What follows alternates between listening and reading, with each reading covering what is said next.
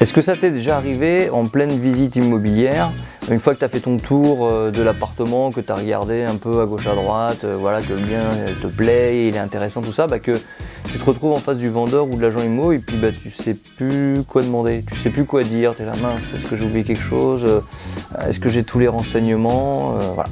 Et c'est ce qu'on va voir aujourd'hui dans cette vidéo, c'est de voir ce qui est vraiment primordial de demander au vendeur ou des informations à recueillir, même si on ne les demande pas directement, je t'en reparlerai, au vendeur ou à l'agent immobilier.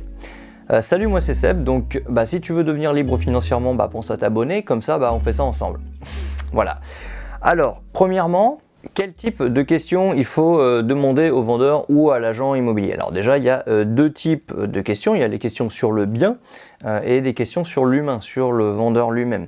Donc les questions sur le bien, voilà, c'est généraliste, hein, ça va être les charges de copro, les taxes, les assemblées générales, voir s'il n'y a pas de travaux à venir, etc. Donc ça, on peut l'avoir. Alors on n'a pas forcément tout sur le coup parce que l'agent immobilier n'a pas forcément toutes les infos sur le coup.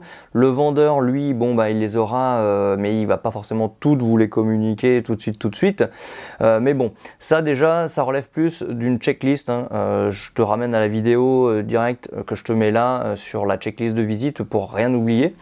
Tu peux toujours donc la télécharger dans la barre de description. Voilà, donc ça c'est les questions vraiment du bien lui-même. Donc voilà, tu as juste à regarder la vidéo et je te redirai tout ça.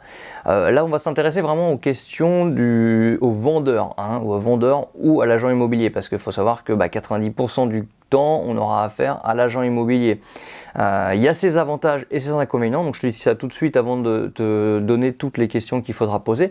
Donc déjà, le premier avantage de passer par le vendeur, déjà c'est le côté humain, c'est le côté création de relations avec le vendeur. C'est voilà, vous allez pouvoir créer un effet sympathique, vous allez pouvoir parler de ce qu'il aime, de vraiment créer une relation amicale avec lui, une relation de confiance pour qu'il vous apprécie, et puis que s'il y a une offre égale à la vôtre, il va plutôt choisir la vôtre parce que vous avez créé cette sympathie avec lui. D'ailleurs, je t'invite à lire le livre de Dale Carnegie, Comment se faire des amis, où là vraiment tu as plein d'items, tu as 30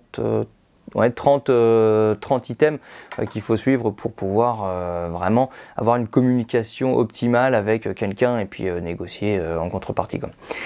Donc ça c'est vraiment le premier avantage avec le vendeur, cette création d'humain. Deuxième avantage, ce qui peut être intéressant, c'est que si vous avez affaire au vendeur, c'est qu'il n'a pas forcément mis sur les annonces immobilières, donc vous n'avez pas payé de frais d'agence. Alors c'est un avantage comme un inconvénient, parce que généralement les particuliers vont plus penser leurs biens, ils vont être dans l'affect, ils n'auront pas eu l'avis d'un professionnel qui pourra définir vraiment un peu mieux le prix du marché.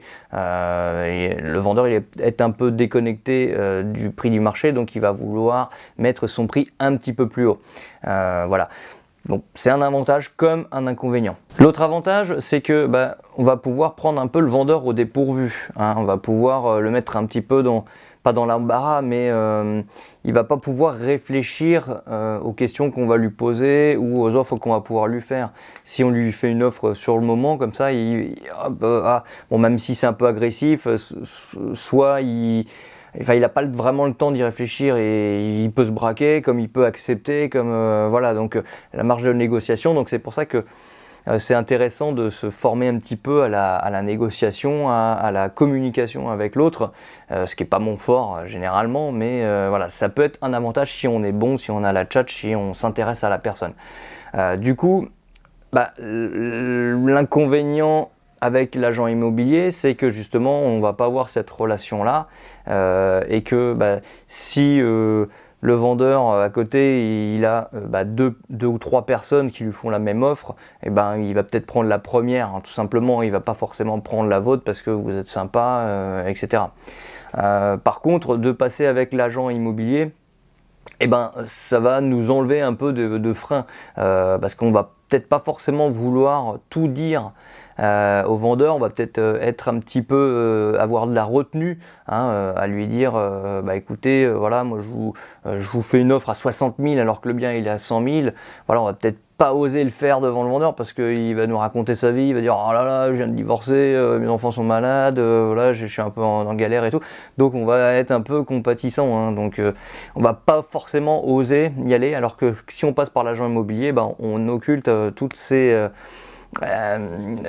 effets un petit peu dramatisants, donc on n'hésite pas à casser le prix et puis tant pis hein, pour l'affect. Et du coup l'avantage de passer par l'agent immobilier, c'est que les retours négatifs du vendeur, c'est pas nous qui nous les prenons, hein, c'est vraiment l'agent immobilier qui va de lui-même aller négocier, aller au charbon et voilà, si l'agent immobilier, le vendeur il envoie chier l'agent immobilier, c'est pas vous qui va envoyer chier. Après c'est à vous de justement créer cette relation avec l'agent immobilier, donc c'est encore différent. Donc comme je vous ai dit, l'inconvénient de passer par l'agent immo, c'est que on peut laisser le temps au vendeur de réfléchir. Voilà, si on fait une offre, voilà, on va lui faire un mail ou du coup il va avoir le temps de réfléchir, alors qu'en direct, hop, il n'a pas le temps de réfléchir. Après, l'avantage de passer aussi par l'agent immobilier, c'est que toutes les questions qu'on va voir là, donc dans cette deuxième partie, vont être plus faciles à poser directement Il y a des bruits bizarres chez moi.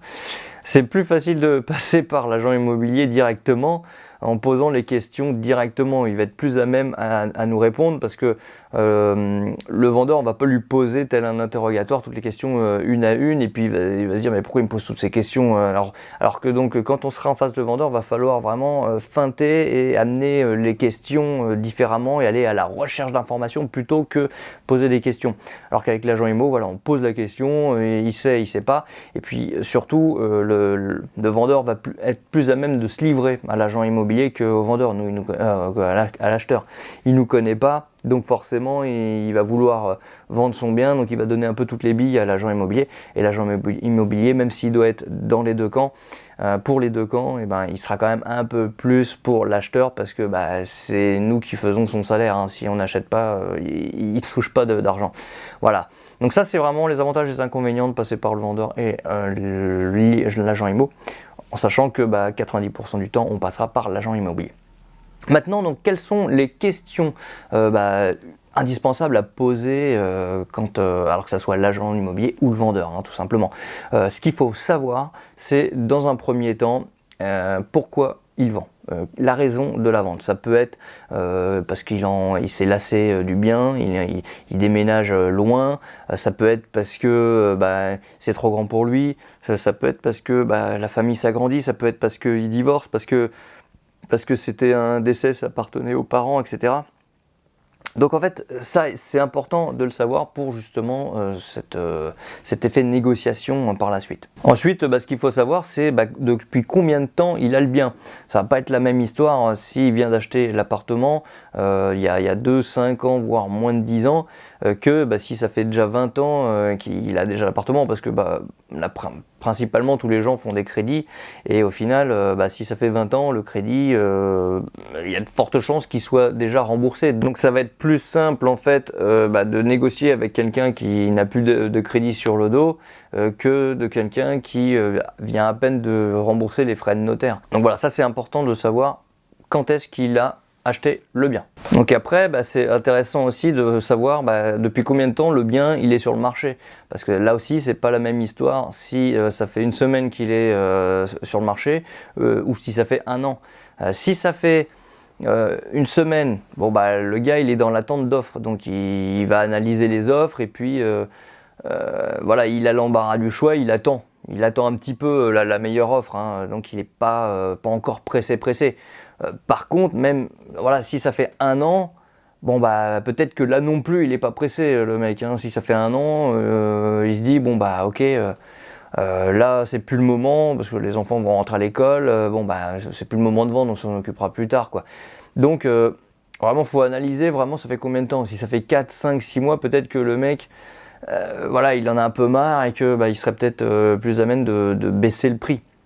Et donc ce qui amène vraiment à la c'est combien la 4e question, c'est que est-ce qu'il y a déjà eu des offres, s'il y a déjà eu des offres, et à quel prix. C'est bien de le savoir, parce que s'il y a déjà eu des offres en dessous de ce que vous alliez demander, ou même au-dessus, bah, c'est bien de savoir pour pouvoir positionner vous votre offre. Après c'est ça, s'il n'y a jamais eu d'offre, que le truc ça fait 6 mois qu'il est en vente, il n'y a pas eu une seule offre, bon bah la seule offre qu'il va recevoir de vous, peut-être qu'il va la prendre en compte, même si c'est une offre massacrée, il va faire ah bon bah ouais, bah là j'ai jamais eu d'offre, j'ai baissé 2 fois mon prix. Ouais, ça c'est intéressant aussi, je l'ai pas noté, mais c'est intéressant de savoir si l'appartement il a baissé son prix en fait, l'appartement ou la maison, hein, le bien en lui-même. S'il y a déjà eu une baisse de prix. Donc ça, vous pouvez le savoir en téléchargeant le plugin Castorus. Alors je l'utilise pas trop, mais c'est intéressant parce qu'il va regrouper, il va prendre tous les biens de tous les sites immobiliers. Et puis quand vous allez mettre l'annonce sur Castorus, il va vous donner l'historique. Même si l'agent immobilier il l'a retiré, il l'a remis sur l'annonce, en fait Castorus il va repérer que c'est le même bien et au final l'historique il est dedans. Donc ça c'est intéressant. Je vous présenterai peut-être un de ces quatre dans une autre vidéo. Une autre chose aussi à savoir, quand vous n'avez pas le vendeur en face de vous, c'est à peu près l'âge du vendeur. C'est de demander un petit peu quel âge ils ont, si c'est des retraités qui vendent, qui partent à la retraite ailleurs, si c'est des jeunes qui viennent d'acheter, etc.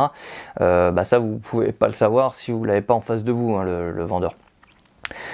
Du coup, ça amène à une autre question, c'est de savoir combien il y a de vendeurs aussi, parce que ils sont peut-être plusieurs, hein, ça se trouve c'est justement un héritage, et ils sont peut-être 4 enfants, tout simplement, dessus. Donc s'ils sont 4 enfants, il y a peut-être une marge de négociation un peu plus intéressante à faire.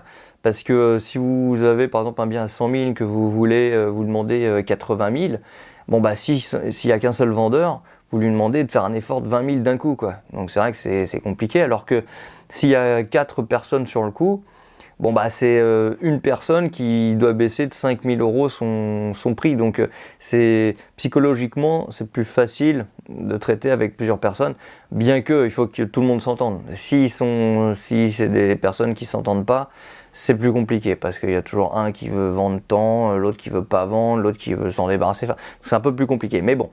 Voilà, donc c'est intéressant de savoir combien ils sont de vendeurs. Une 7e question, c'est de savoir s'ils sont pressés.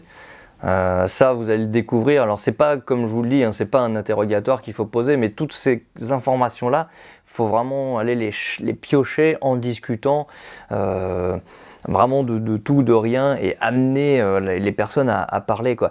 S'ils sont pressés, si par exemple c'est un divorce ou quoi, ou alors même ils ont déjà acheté une autre maison ailleurs, voilà, vous pouvez dire vous changez, vous partez de la région, ou vous allez vous installer où, et puis ils peuvent vous répondre, nous on part dans le sud, là on vient d'acheter la maison, là tu peux te dire oui, ils ont un crédit relais ou quoi, donc il faut pas que ça traîne, quoi, donc ils sont pressés, donc il y a peut-être moyen de faire quelque chose, voilà.